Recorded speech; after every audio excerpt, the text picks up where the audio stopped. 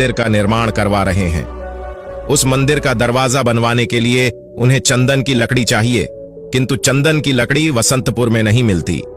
मैं चंदन की लकड़ी इकट्ठा कर रहा हूं और कुछ महीनों बाद वसंतपुर जाकर राजा वर्धन को काफी ऊंचे दामों में चंदन की लकड़ी बेचकर बहुत सारा धन प्राप्त कर लूंगा।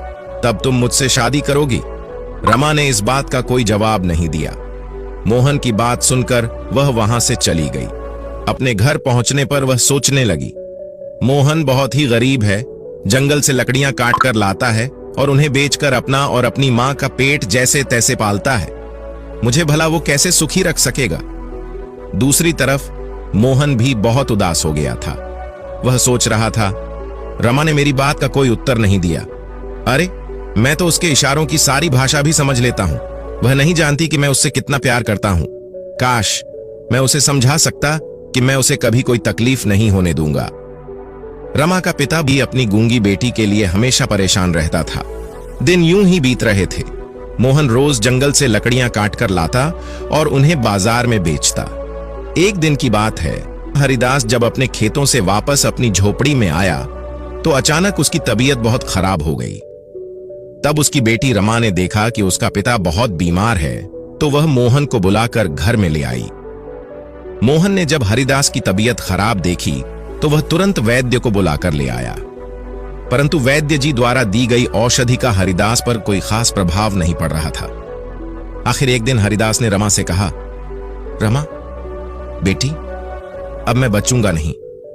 मैं तो चाहता था कि तेरी शादी कर दूं, फिर चैन से मरूं, परंतु मेरे मन की बात मेरे मन में ही रह जाएगी।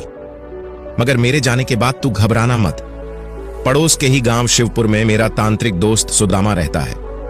तू शिवपुर जाकर सुदामा से मिलना और यह पत्र उसे दे देना।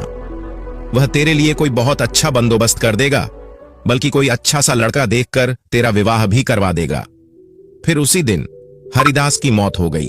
गांव वालों ने मिलकर हरिदास का अंतिम संस्कार संपन्न कर दिया। मोहन की मां ने गूंगी रमा को बहुत दिलासा दिया, बेटी रो मत, हम तेरे साथ हैं।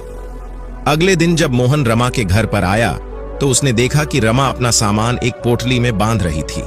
वह समझ गया कि रमा कहीं जाने की तैयारी कर रही है और बोला, अरे तुम तो कहीं जाने के लिए तैयार दिखाई देती हो, कहां जा रही हो रमा? रमा ने इशारों ही इशारों में मोहन को बता दिया कि वह शिवपुर जा रही है। तब मोहन उदास हो गया। क्या तुम यहां पर नहीं रह सकती रमा? मेरे साथ मेरी बनकर, मैं तुम्हें किसी प्रकार का कोई कष्ट नहीं होने दूंगा। रमा ने मोहन के इस बात का कोई जवाब नहीं दिया। तब वह बोला, ठीक है, यदि तुम जाना ही चाहती हो तो जाओ, मगर मुझे विश्वास है कि मेरा प्रेम तुम्हें एक दिन अवश्य ही मेरे पास वापस खींच लाएगा। यदि तुम कहो तो मैं तुम्हारे साथ चलूं, तुम्हें शिवपुर छोड़कर वापस लौट आऊंगा। रमा ने इनकार में सिर हिलाया और इशारों ही इशारों में मोहन को समझा दिया कि वह उसकी फिक्र न करे, वह चली जाएगी। रमा जब शिवपुर गांव में पहुंची तब वहां का नजारा देखकर वह बहुत डर गई। असल में शिवपुर गांव में मौत की तबाही मची हुई थी। पिछले 2 दिनों से पूरे गांव में अचानक एक महामारी फैल गई थी, जिसके कारण बहुत से गांव वाले मर चुके थे।